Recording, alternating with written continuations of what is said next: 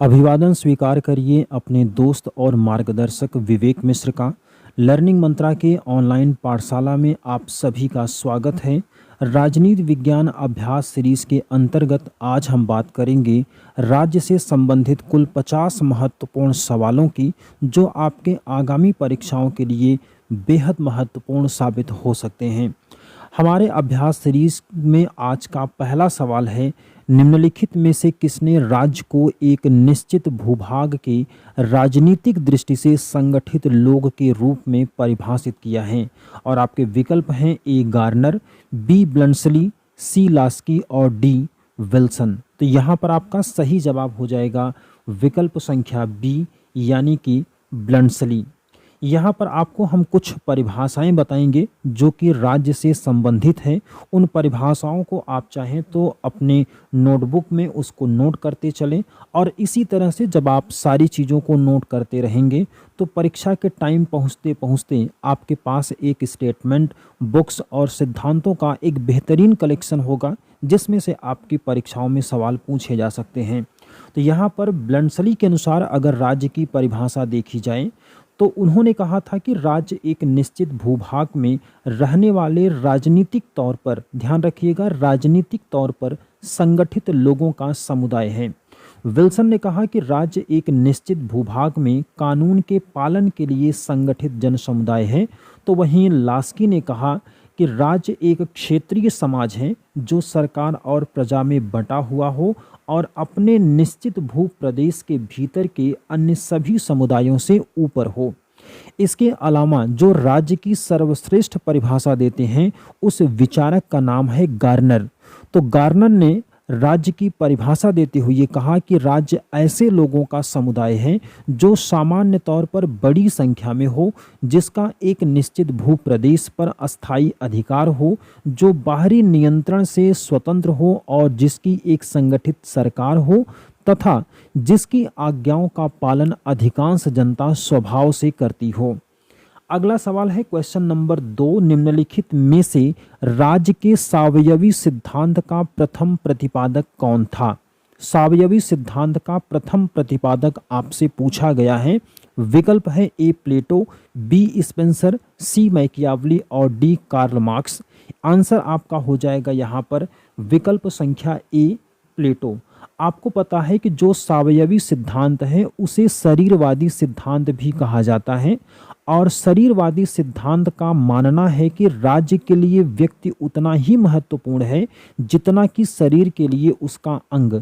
और सावयवी या शरीरवादी सिद्धांत को प्लेटो और अरस्तु दोनों ने स्वीकार किया है, लेकिन यहाँ पर अरस्तु आपके विकल्प में नहीं दिया है, तो इसलिए सबसे एप्रोप्रिएट आंसर आपका हो जाएगा विकल्प संख्या ए यानी कि प्लेटो।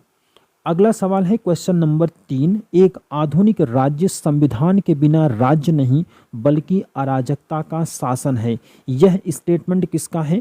विकल्प है लॉर्ड ब्राइस, बी जेलिनेक, सी एवी डाइसी और डी है जीबी शॉ। तो यहाँ पर आपका सही जवाब हो जाएगा विकल्प संख्या सी यानी कि विकल्प संख्या बी यानी कि जेलिनेक। जेलिनेक ने कहा था कि एक आधुनिक राज्य संविधान के बिना राज्य नहीं बल्कि अराजकता का शासन है। अगला सवाल है क्वेश्चन नंबर 4, जिसमें आपसे पूछा गया है कि किसने कहा लोक कल्याणकारी राज्य एक ओर साम्यवाद और दूसरी ओर अनियंत्रित व्यक्तिवाद के मध्य एक समझौता है।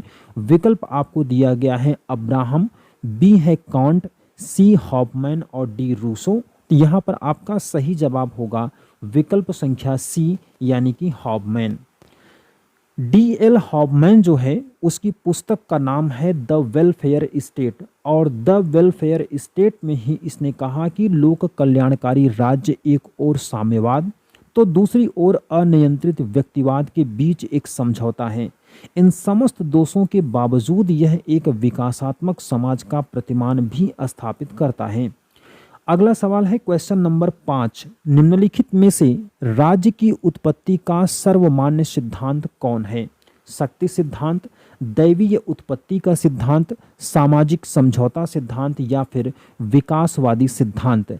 आपको पता है कि राज्य की उत्पत्ति का जो सबसे मान्य सिद्धांत है उसको हम लोग कहते हैं विकासवादी सिद्धांत या ऐतिहासिक सिद्धांत। तो आंसर आपका यहाँ पर विकल्प संख्या डी वाला सही हो जाएगा। यहाँ पर आपको बताएं अगर कि उदारवादियों ने कहा था कि राज्य की उत्पत्ति के संबंध में ऐतिहासिक या विकासवादी सिद्धांत ही सबसे ज़्यादा मान्य है, सबसे ज़्यादा एप्रोप्रिएट है। कारण बताया कि राज्य की उत्पत्ति की सही विवेचना करने में अगर कोई सिद्धांत समर्थ रखता है तो वो है विकासवादी सिद्धांत या फिर ऐतिहासिक सिद्धांत। और यह सिद्धांत कहता है कि राज्य समाज के क्रमिक या ऐतिहासिक विकास का एक नतीजा है। राज्य को किसी ने किसी निश्चित समय पर नहीं बनाया, बल्कि उसका विकास भाषा, मानवीय ज्ञान, संस्कृति या धर्म की तरह धीरे धीरे हुआ है। और विकासवादी सिद्धांत के समर्थकों की अगर बात करें, विकासवादी सिद्धांत के समर्थकों की बात करें तो वो हैं बेजहार्ट, स्पेंसर, मैकाइवर, गिडिंस, गार्नर। और इन सभी का मानना है कि राज्य की उत्पत्ति में 3 महत्वपूर्ण कारक हैं। ध्यान रखिएगा कि राज्य की विकास में कौन से 3 महत्वपूर्ण कारक हैं, तो कुल और गोत्र के संबंध में धर्म एवं राजनीतिक चेतना। अगला सवाल है क्वेश्चन नंबर 6। निम्नलिखित में से किसने राज्य के विकास को प्रभावित नहीं किया है? तो राज्य के विकास को प्रभावित नहीं किया है आपको बताना है। विकल्प आपके सामने हैं राजनीतिक चेतना, राजनीतिक दबाव, रक्त संबंध या फिर धर्म। तो आपने पिछले सवाल में ही पढ़ा था, तो यहाँ आंसर आपका हो जाएगा विकल्प संख्या बी यानी कि राजनीतिक दल। विकासवादी सिद्धांत के अनुसार राज्य के विकास के लिए जो 3 महत्वपूर्ण कारक हैं उसमें से एक है रक्त संबंध या कुल या गोत्र।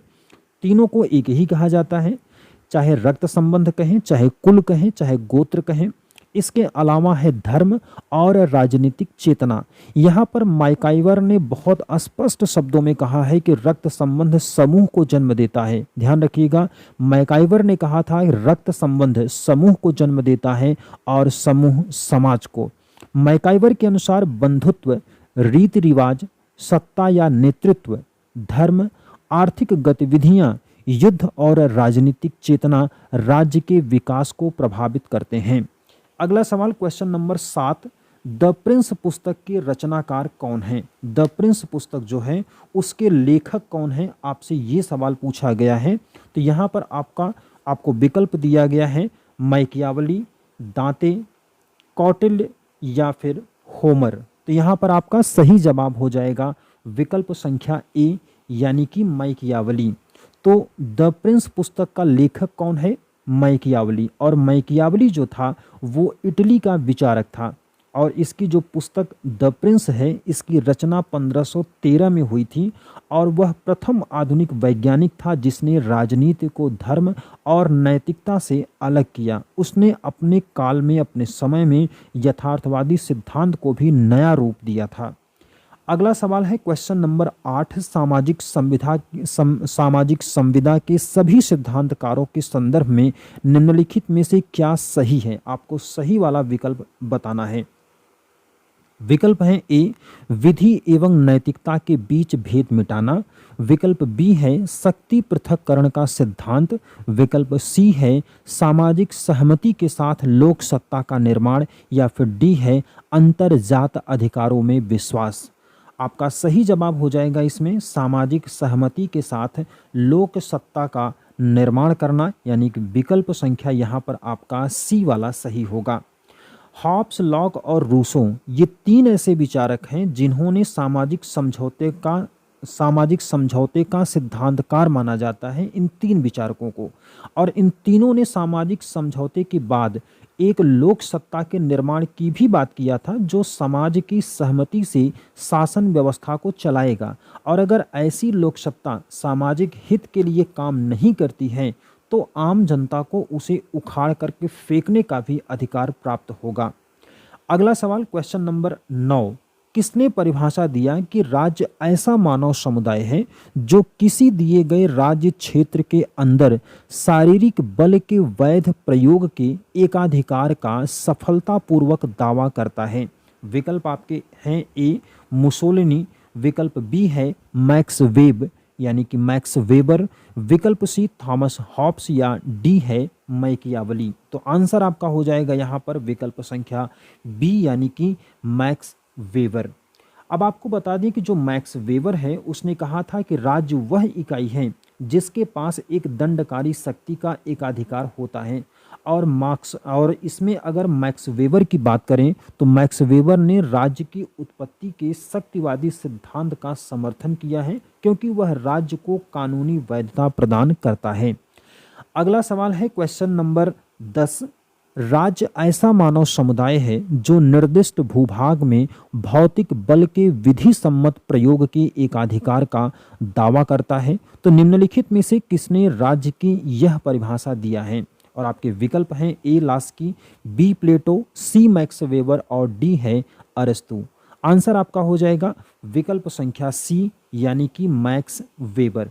यहाँ पर भी आप अगर देखें तो बल या शक्ति जैसे शब्द का प्रयोग किया गया है, भौतिक बल का यहाँ पर प्रयोग किया गया है। तो एक आप कीवर्ड के आधार पर आप बल को समझ सकते हैं। बल जिस परिभाषा में आ रहा है वहाँ पर आपको शक्तिवादी सिद्धांत देखना है, और शक्तिवादी सिद्धांत में यह स्टेटमेंट अमूमन आपको मिल जाएगा मैक्स वेबर के साथ। हमेशा ये कीवर्ड आपका सही हो ये ज़रूरी नहीं है, लेकिन अगर आपको बिल्कुल भी उसके बारे में नहीं आइडिया है तो आप एक आंसर लगा सकते हैं शक्तिवादी सिद्धांत मैक्स वेबर को। बढ़ते हैं अगले सवाल की तरफ। Question number 11। राज्य की उत्पत्ति के संबंध में अनेक सिद्धांत हैं। निम्नलिखित में से कौन सा सिद्धांत अधिक बुद्धिसंगत और वैज्ञानिक है? यहाँ पर आपको विकल्प दिए गए हैं। ए ऐतिहासिक या विकासवादी सिद्धांत, बी है दैविक सिद्धांत, सी शक्ति सिद्धांत और डी सामाजिक अनुबंध सिद्धांत। यहाँ पर आपको सही जवाब जो होगा वो हो जाएगा विकल्प संख्या ए यानी कि ऐतिहासिक या शक्तिवादी सिद्धांत। विकल्प आपका इसमें ए सही होगा। राज्य की उत्पत्ति को समझने का प्रयास उदारवादियों और मार्क्सवादियों दोनों ने ऐतिहासिक या विकासवादी सिद्धांत के द्वारा किया है। उदारवादियों ने इसे रक्त संबंध, धर्म, सामाजिक प्रवृत्ति इत्यादि पर परखा, तो मार्क्सवादियों ने इतिहास की अलग व्याख्या करने की कोशिश किया है। तो यहाँ पर सबसे ज़्यादा महत्वपूर्ण, बुद्धिसंगत और सबसे ज़्यादा एप्रोप्रिएट जो सिद्धांत होगा राज्य की उत्पत्ति का वो हो जाएगा ऐतिहासिक या विकासवादी सिद्धांत। अगला सवाल है क्वेश्चन नंबर 2, क्वेश्चन नंबर 12, जिसमें आपसे पूछा गया है कि गार्नर राज्य के 4 तत्व बताता है। निम्नलिखित में से कौन सा वह तत्व नहीं बताता है? तो राज्य के आपको विकल्प जो दिए गए हैं राज्य के तत्व के रूप में जनसंख्या, भूभाग, संप्रभुता और मानव अधिकार। तो यहाँ पर आपका सही जवाब हो जाएगा विकल्प संख्या डी मानव अधिकार। गार्नर ने राज्य की सर्वश्रेष्ठ परिभाषा दिया और सर्वश्रेष्ठ परिभाषा देते हुए कहा कि राज्य मनुष्यों का वो समुदाय है जो संख्या में काफ़ी हो, जो निश्चित भूमि पर बसे हों, जो बाह्य नियंत्रण से मुक्त हों और जिनकी अपनी एक संगठित सरकार हो, जिसकी आज्ञा का पालन लोग सहज भाव से करते हों। और इस परिभाषा में जो 4 तत्व निकलकर सामने आते हैं वो हैं जनसंख्या, भूभाग, सरकार और संप्रभुता। अगला सवाल क्वेश्चन नंबर 13। निम्नलिखित में से कौन सा राजनीतिक विज्ञान में अध्ययन का परंपरागत उपागम है? व्यवहारवादी उपागम, संगठनात्मक प्रकार्यात्मक उपागम, व्यवस्था उपागम या फिर संगठनात्मक उपागम। आंसर आपका होगा विकल्प डी संगठनात्मक उपागम। राजनीति विज्ञान के अध्ययन के पारंपरिक उपागम की अगर बात करें तो उसमें आता है दार्शनिक उपागम, ऐतिहासिक उपागम, कानूनी उपागम, संगठनात्मक एवं संस्थात्मक उपागम। राजनीति विज्ञान के अध्ययन के आधुनिक उपागमों की अगर बात करें तो उसमें आता है व्यवहारवादी और उत्तर व्यवहारवादी उपागम, व्यवस्था सिद्धांत, संरचनात्मक प्रकार्यात्मक उपागम, संचरण उपागम इत्यादि। अगला सवाल है क्वेश्चन नंबर 14। राजनीति विज्ञान का पिता किसको कहा जाता है? तो राजनीति विज्ञान का पिता कहा जाता है अरस्तु को। विकल्प आपका यहाँ पर सही हो जाएगा बी वाला। अरस्तु को राजनीति विज्ञान का जनक या पिता कहा जाता है और इसकी एक महत्वपूर्ण किताब है, उसका नाम है पॉलिटिक्स। और अरस्तु ने आगमनात्मक सिद्धांत का सहारा लिया और राजनीति को एक वैज्ञानिक स्वरूप दिया था। निगमनात्मक पद्धति का सहारा लिया था प्लेटो ने। अगला सवाल है क्वेश्चन नंबर, इसमें आप एक चीज और समझ सकते हैं कि राजनीति विज्ञान का पिता अरस्तु है, यह बात कहा था मैक्सी ने। अगला सवाल है क्वेश्चन नंबर 15, राजनीति का संबंध समाज में मूल्यों के आधिकारिक आवंटन है, यह कथन किसका है? विकल्प है लॉसवेल, डहल, लास्की या इनमें से कोई नहीं। तो आंसर इसमें हो जाएगा आपका विकल्प संख्या डी, क्योंकि यह स्टेटमेंट है डेविड ईस्टन का। डेविड ईस्टन ने कहा था कि राजनीति का संबंध समाज में मूल्यों के आधिकारिक आवंटन से है। अगला सवाल है क्वेश्चन नंबर 16, राजनीति सामाजिक विज्ञान का वह भाग है जिसमें राज्य के आधार तथा सरकार के सिद्धांत का विचार किया जाता है, यह कथन किसका है? यहाँ पर आपको बताना है कि यह कथन किससे संबंधित है। विकल्प आपके हैं सीले, पॉल जेनेट, गार्नर या फिर लीकॉक। आंसर आपका होगा यहाँ पर विकल्प संख्या बी, यानी कि पॉल जेनेट। पॉल जेनेट जो है वो एक फ्रांसीसी विचारक है और उसने राजनीति विज्ञान को सामाजिक विज्ञान का वह भाग माना जो राज्य का आधार तथा सरकार के सिद्धांत से जुड़ा हुआ है। उन्होंने आगे कहा कि राजनीति विज्ञान का आर्थिक व्यवस्था तथा कानून से भी नज़दीकी स्वरूप में संबंध है। अगला सवाल क्वेश्चन नंबर 17 में आपको एक तरफ सूची दिया गया है, दो सूचियां दी गई हैं, एक तरफ शास्त्र है, दूसरी तरफ विषय वस्तु। तो यहाँ पर आपको शास्त्र का विषय वस्तु के साथ संबंध स्थापित करना है। तो दर्शन शास्त्र का जो संबंध होता है वो हो जाता है, दर्शन शास्त्र का संबंध मन से होता है। इसके बाद समाज शास्त्र का संबंध स्तरीकरण से होता है, अर्थशास्त्र का संबंध व्यापार से और राजनीति विज्ञान का संबंध हो जाता है शक्ति से। इसलिए आपका सही जवाब होगा विकल्प संख्या, आगे बढ़ेंगे तो विकल्प संख्या आपका सही हो जाएगा बी, यानी कि 2143। क्वेश्चन नंबर 18 में है, इनमें से किसने राजनीति विज्ञान का मनोविज्ञान के साथ अध्ययन करने पर बल दिया था? विकल्प हैं लिप्सेट, बेजहार्ट, बार्कर या लास्की। सही जवाब होगा इसमें वॉल्टर बेजहार्ट, विकल्प संख्या बी। अब आपको यहाँ पर ध्यान देना है कि मरियम, वॉल्टर बेजहार्ट, ग्राहम वलास, लॉसवेल इत्यादि विचारकों ने राजनीति में मनोविज्ञान के अध्ययन पर बल दिया और कहते हैं कि इससे राजनीतिक व्यवहार का पता लगाया जा सकता है। यह किसी भी राजनीतिक समूह के अध्ययन के लिए भी आवश्यक होता है। अगला सवाल है क्वेश्चन नंबर 19, जिसमें आपसे पूछा गया है राजनीति मूल्यों का आधिकारिक आवंटन है जो समाज में बाध्यकारी होते हैं, यह स्टेटमेंट किसका है? डेविड ईस्टन का, ग्रेबियल ऑमंड का, फ्रेडरिक पोलक का या आरजी गैटिल का। तो आंसर आपका इसमें होगा विकल्प संख्या ए, यानी कि डेविड ईस्टन का। डेविड ईस्टन ने राजनीति की व्याख्या करते हुए कहा था कि राजनीति मूल्यों का आधिकारिक आवंटन है। ईस्टन ने कहा था कि राजनीतिक मूल्यों का आधिकारिक आवंटन है राजनीति। यहाँ बंटवारे का अर्थ अगर देखें तो व्यक्ति या समूहों में नीतिगत और भौतिक वस्तुओं का बंटवारा, और आधिकारिक का अर्थ देखें तो उन बंटवारों का पालन करना है। अगला सवाल है क्वेश्चन नंबर 20, प्रथम राजा एक भाग्यशाली योद्धा था, यह कथन किसका है? तो प्रथम राजा एक भाग्यशाली योद्धा था, आपके विकल्प हैं जेम्स प्रथम, वॉल्टेयर या फिर लीकॉक। सही जवाब होगा यहाँ पर वॉल्टेयर, विकल्प संख्या सी।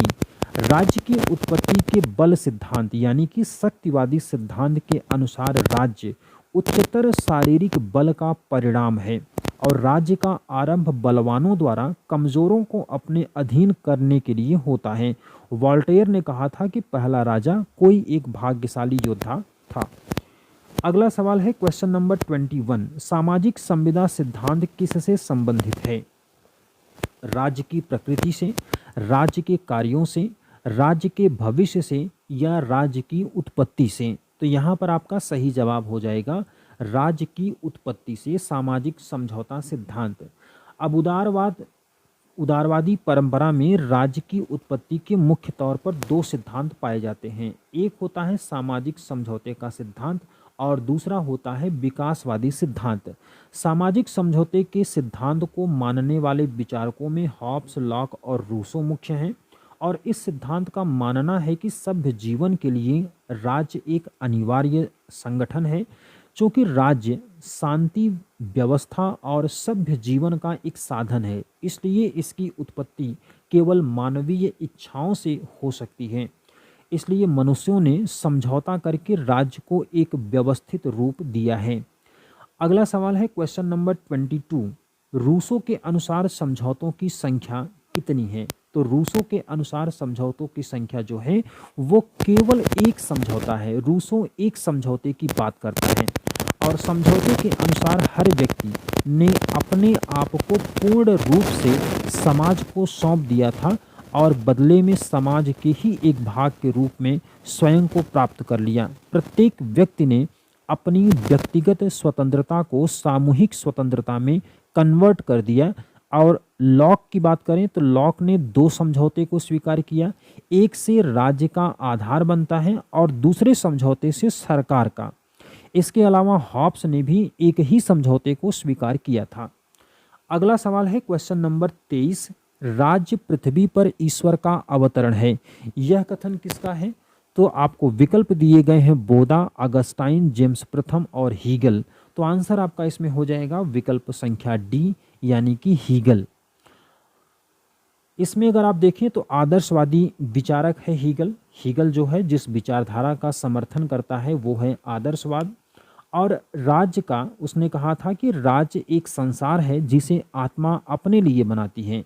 राज्य पृथ्वी पर ईश्वर का अवतरण है। हीगल के अनुसार राज्य आत्मा के उच्चतम विकास का प्रतीक माना जाता है। अगला सवाल है क्वेश्चन नंबर 24। लोक कल्याणकारी राज्य कहा जाता है किसको? पूंजीवादी राज्य के विपरीत, एक आदर्शवादी राज्य को, एक साम्यवादी आधारित राज्य को, या फिर व्यक्तिगत और समाजवाद की मध्य स्थिति को। तो आंसर आपका इसमें हो जाएगा विकल्प संख्या डी यानी कि व्यक्तिवाद और समाजवाद की मध्य स्थिति को। विश्व के पहले लोक कल्याणकारी राज्य के रूप में इंग्लैंड सामने आया और केंट ने कहा कि लोक कल्याणकारी राज्य वह राज्य है जो अपने नागरिकों के लिए दूरगामी सामाजिक सेवाओं की व्यवस्था करता है। हॉफमैन कल्याणकारी राज्य को साम्यवाद और शुद्ध व्यक्तिवाद में समझौता मानता है।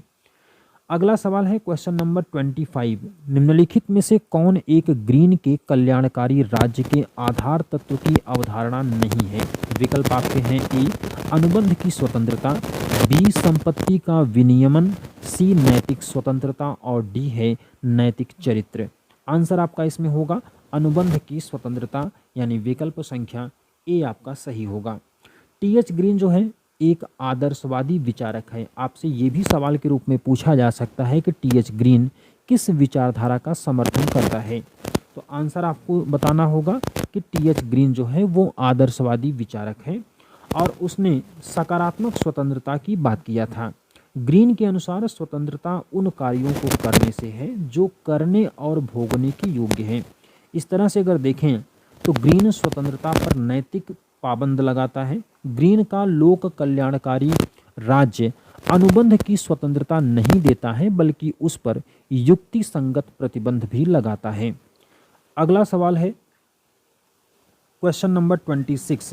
निम्नलिखित में से कौन सा सही नहीं है? आपको गलत बताना है। राज्य अमूर्त लेकिन सरकार मूर्त है। समाज राज्य से अधिक व्यापक है। सरकार राज्य की अभिकर्ता है।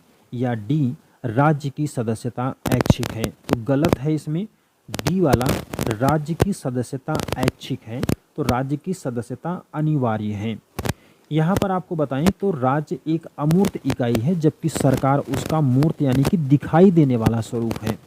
आधुनिक काल में राज्य की सदस्यता जो है वो ऐच्छिक नहीं है बल्कि वो अनिवार्य है।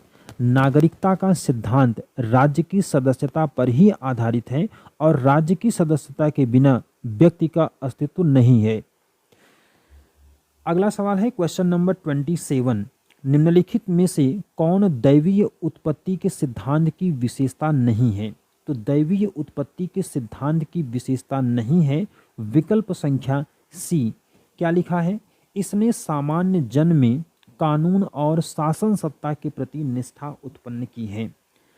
दैवीय उत्पत्ति के सिद्धांत ओल्ड टेस्टामेंट में अगर जो विशेषताएं पाई जाती हैं उसमें है राज सत्ता ईश्वर द्वारा नियुक्त है, वंशानुगत अधिकार छोड़े नहीं जा सकते हैं, राजा केवल ईश्वर के प्रति रिस्पॉन्सिबल होगा और कानून राजा के विरुद्ध विद्रोह और पाप है।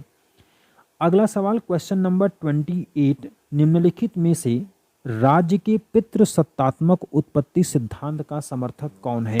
विकल्प हैं ए लीकॉक, बी रूसो, सी हॉब्स और डी बेंथम। आपका सही जवाब इसमें होगा विकल्प संख्या ए यानी कि लीकॉक। पितृसत्तात्मक सिद्धांत के सबसे बड़े समर्थक अगर बात करें तो सबसे बड़ा समर्थक जो है वो है हेनरी मैन। उसने कहा था पितृसत्तात्मक सिद्धांत वह सिद्धांत है जो समाज का आरंभ ऐसे पृथक परिवारों से मानता है जो सबसे अधिक आयु वाले पुरुष वंशज के नियंत्रण और छत्र छाया में एक साथ रहते हैं। लीकॉक के अनुसार आदिम परिवार या गुट का एक ही स्वरूप नहीं था, कहीं मातृसत्तात्मक तो कहीं पितृसत्तात्मक था और कोई भी एक दूसरे का स्थान ले सकता था। अधिक से अधिक हम इतना कह सकते हैं कि समय बीतने पर एक पत्नी प्रथा पर आधारित परिवार सबसे अधिक प्रचलित हो गए। अगला सवाल है क्वेश्चन नंबर 29, निम्नलिखित में से कौन राज्य के पितृसत्तात्मक उत्पत्ति सिद्धांत का समर्थन है? तो आंसर आपका वही होगा, सेम सवाल है, विकल्प संख्या ए। अगला सवाल है क्वेश्चन नंबर 30, यह किसने कहा था कि चर्च ने सभी मनुष्यों की समानता को स्वीकृति प्रदान की लेकिन यह समानता स्वर्ग में ही प्राप्त होती है? तो आंसर इसमें आपको जो विकल्प दिया गया है वो है लेनिन, डेनहम, लीकॉक और टॉनी। तो आंसर आपका हो जाएगा विकल्प संख्या सी यानी कि लीकॉक। चर्च के संस्थापकों का युग 5वीं से 6वीं शताब्दी में है और मध्य युगीन व्यवस्था में भी राज्य और चर्च विवाद महत्वपूर्ण स्थान रखता है। दो तलवारों का सिद्धांत राज्य और चर्च की शक्ति से संबंधित माना जाता है। अगला सवाल है क्वेश्चन नंबर 31, निम्नलिखित में से किस कथन का संबंध बहुलवाद से नहीं है? राज्य पृथ्वी पर ईश्वर का अवतरण है, समूह उसी रूप में वास्तविक है जिसमें राज्य है, सी है चूंकि समाज संघात्मक है इसलिए सत्ता भी संघात्मक होनी चाहिए, और डी है मैं केवल उसी राज्य के प्रति वफादारी रखता हूं जिसमें नैतिक परिपूर्णता पाता हूं। तो यहाँ पर आपको सही जवाब देना है। आंसर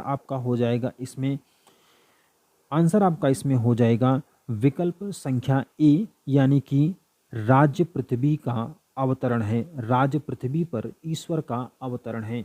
और ये स्टेटमेंट जो है वो आदर्शवाद से संबंधित है, न कि बहुलवाद से। हीगल राज्य को दैवीय इच्छा का परिणाम मानते हैं। यह राज्य को एक सर्वाधिकारवादी व्यवस्था की ओर ले जाता है, जबकि बहुलवादी सिद्धांत जो है वो शक्ति के विकेंद्रीकरण की व्यवस्था रखता है, यानी कि पावर ऑफ डिसेंट्रलाइजेशन की बात करता है। बहुलवाद के जनक आप ध्यान रखिएगा गियरके और मेटलैंड को माना जाता है। हीगल ने ही राज्य को पृथ्वी पर ईश्वर का अवतरण ये स्टेटमेंट दिया था, जो कि बहुलवाद के सिद्धांत के बिल्कुल विपरीत है। अगला सवाल क्वेश्चन नंबर 32, निम्नलिखित में से कौन सा राज्य की उत्पत्ति की सही व्याख्या करता है? राज्य की दैवीय सिद्धांत, समझौता सिद्धांत, विकासवादी सिद्धांत या फिर अपने सीमित रूप में उपर्युक्त सभी करते हैं? तो आपको पता है कि राज्य की उत्पत्ति के लिए राज्य का दैवीय सिद्धांत भी है, समझौतावादी सिद्धांत भी है, विकासवादी सिद्धांत है। इसके अलावा ऐतिहासिक सिद्धांत या विकासवादी सिद्धांत है, शक्तिवादी सिद्धांत है। तो इसका मतलब हो गया कि सीमित रूप में सभी के सभी सिद्धांत क्या करते हैं? राज्य की उत्पत्ति की व्याख्या करते हैं। इसलिए आंसर आपका सबसे बेहतरीन वाला जो होगा वो विकल्प डी होगा, अपने सीमित रूप में उपर्युक्त सभी। अगला सवाल है क्वेश्चन नंबर 33, निम्नलिखित में से कौन सा राज्य की उत्पत्ति की सही व्याख्या करता है? सेम सवाल है, आंसर आपका डी होगा। अगला सवाल है उदारवाद का मूल तत्व क्या है? व्यक्तिगत स्वतंत्रता, मिश्रित अर्थव्यवस्था, पंथ निरपेक्षता या फिर समानता?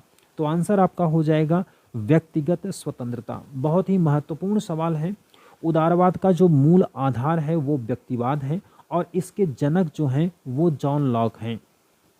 इसके अन्य समर्थकों की अगर बात कर लें तो हर्बर्ट स्पेंसर, एडम स्मिथ और जे.एस. मिल का भी नाम आता है।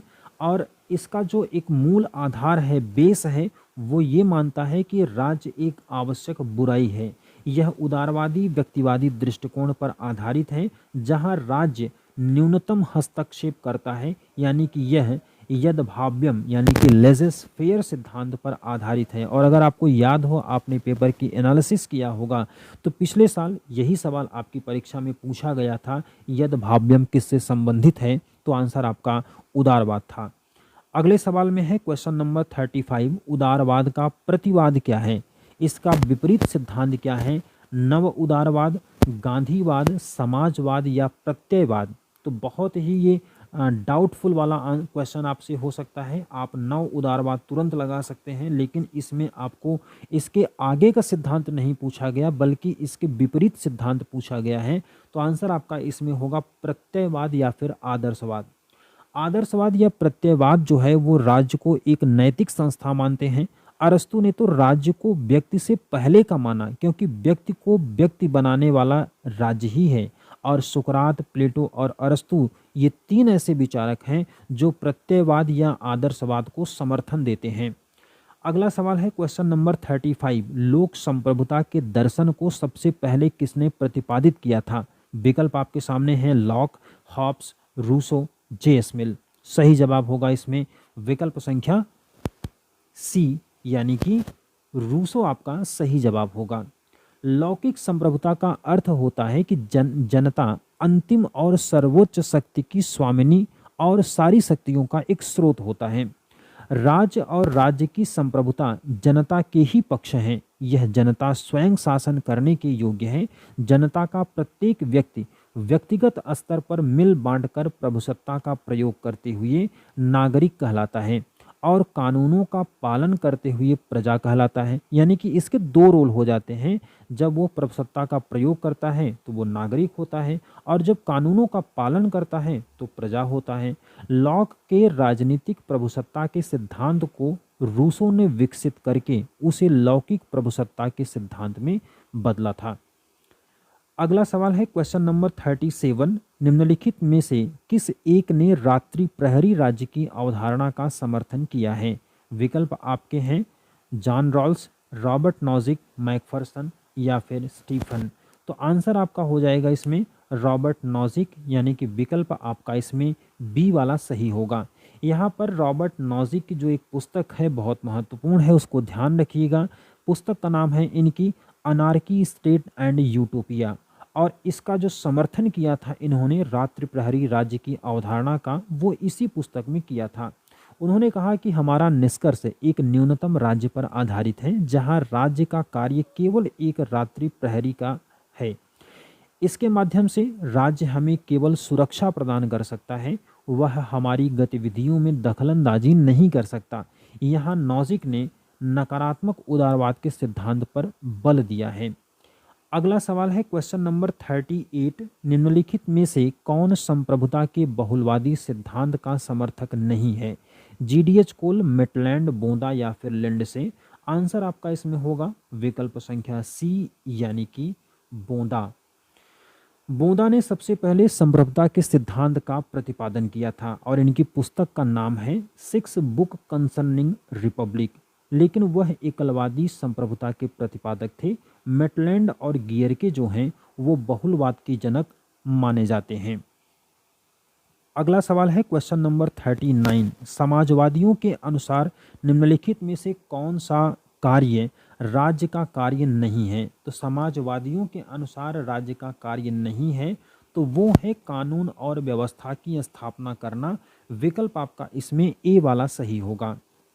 अगला सवाल है क्वेश्चन नंबर 40, निम्नलिखित में से कौन सा वक्तव्य मार्क्सवादी सिद्धांत की मूल मान्यताएं स्पष्ट करता है। राज्य एक वर्ग संस्था है। राज्य का स्वरूप आर्थिक संबंधों के स्वरूप पर निर्भर करता है। राज्य के शोषणकारी स्वरूप में परिवर्तन क्रांति द्वारा संभव है, या फिर उपर्युक्त सभी। तो आंसर यहाँ पर हो जाएगा आपका विकल्प संख्या डी, यानी कि उपर्युक्त सभी इसमें आपके सही हो जाएंगे। मार्क्सवादियों ने राज्य को वर्ग संस्था माना और कहा कि राज्य बुर्जुआ के हाथों में एक उपकरण है जिससे सर्वहारा का शोषण होता है। और इस शोषण की प्रक्रिया पूरी तरह से उत्पादन के साधन पर आधारित है, जिस पर बुर्जुआ वर्ग का आधिपत्य रहता है। यह शोषण एक हिंसक क्रांति के माध्यम से ही खत्म हो सकता है, इसलिए अंत में मार्क्सवादी राज्य के अंत को स्वीकार करते हैं। ध्यान रखिएगा, कौन सी विचारधारा राज्य के अंत को स्वीकार करते हैं, तो वो है मार्क्सवादी सिद्धांत। और मार्क्सवादी सिद्धांत क्यों करते हैं? क्योंकि उत्पादन के साधनों पर बुर्जुआ वर्ग का अधिकार होता है और जो यहाँ पर कमज़ोर वर्ग है यानी कि मजदूर वर्ग है, उसका शोषण किया जाता है।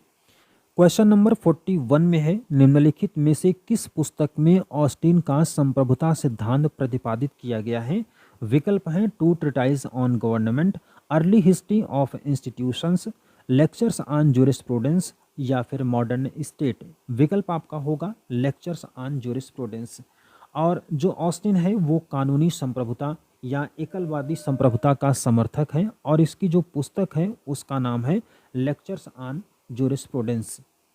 अगला सवाल है क्वेश्चन नंबर 42, सामान्यतः नगर राज्य की अवधारणा किससे संबंधित है? प्राचीन मिस्र, प्राचीन यूनान, प्राचीन चीन या फिर प्राचीन भारत से। तो आंसर आपका इसमें हो जाएगा विकल्प संख्या बी यानी कि प्राचीन यूनान से। नगर राज्य की उत्पत्ति पॉलिटिक्स शब्द जिसकी उत्पत्ति ग्रीक शब्द पोलिस से हुई है और इसका अर्थ होता है प्राचीन यूनान में नगर राज्य। उस समय नगर राज्य की जनसंख्या मात्र हजारों में होती थी और व्यक्ति के सामाजिक, राजनीतिक, नैतिक और व्यक्तिगत जीवन में कोई भेद नहीं माना जाता था।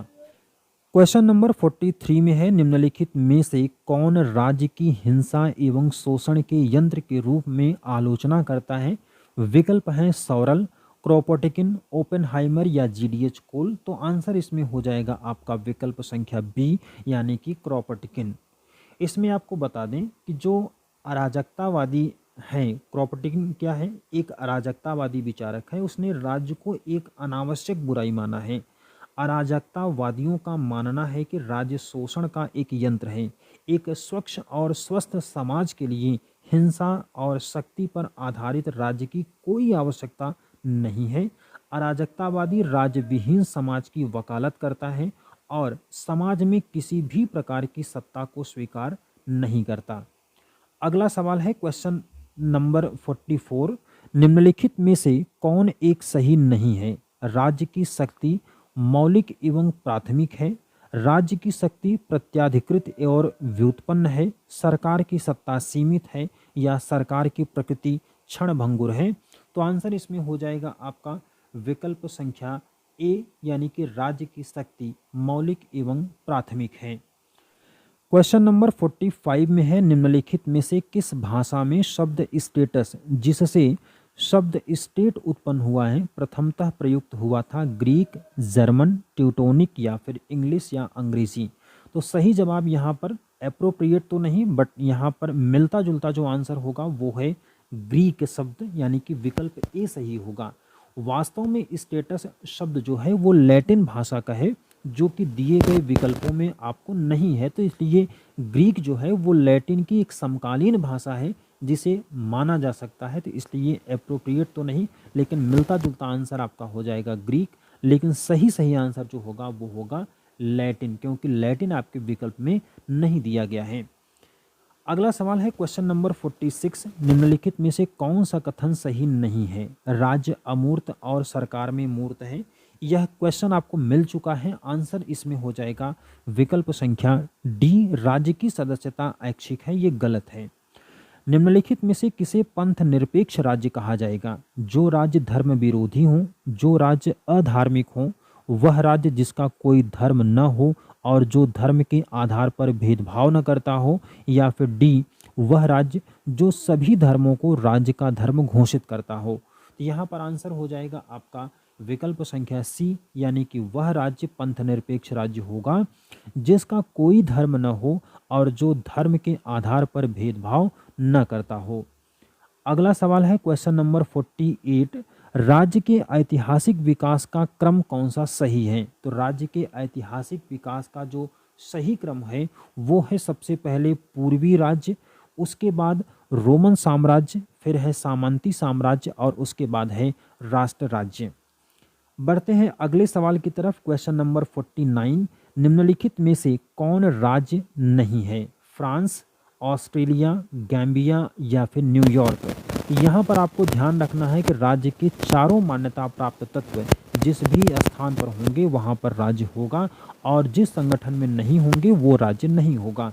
तो न्यूयॉर्क जो है वो एक अमेरिका का शहर है, इसलिए इसके पास संप्रभुता जैसी शक्ति नहीं है, तो राज्य नहीं होगा।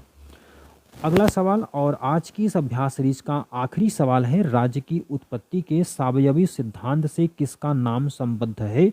हॉब्स, मैकाइवर, लास्की या हर्बर्ट स्पेंसर। तो आंसर आपका इसमें हो जाएगा हर्बर्ट स्पेंसर, विकल्प संख्या डी। स्पेंसर को अगर देखें तो इसको व्यक्तिवादी आदर्शवादी विचारक माना गया है। इसकी पुस्तक का नाम है सोशल स्टैटिक, और इसी में इन्होंने कहा था राज्य को सावयवी सिद्धांत माना है, और इसमें तुलना जो किया है राज्य की वो व्यक्ति से किया है। और वास्तव में स्पेंसर मानते हैं कि राज्य का स्वरूप व्यक्ति के बृहद चिंतन का ही एक रूप है। इनके अनुसार राज्य पर भी विकास और ह्रास के वही नियम लागू होते हैं जो एक सावयव पर सावयव की तरह राज्य की किशोर, तरुण और वृद्ध अवस्थाएं होती हैं और अंत में इसकी मृत्यु हो जाती है। ये केवल इन्होंने राज्य का शरीर के साथ, अंगों के साथ तुलना किया है। तो ये था आपके लिए 50 वो महत्वपूर्ण सवाल जो आपके आगामी परीक्षाओं के लिए हो सकते हैं बेहद खास। इसके दूसरे भाग में यानी कि राज्य से संबंधित दूसरे भाग में हमारी आपकी फिर से मुलाकात होगी कल। तब तक के लिए नमस्कार, जय हिंद।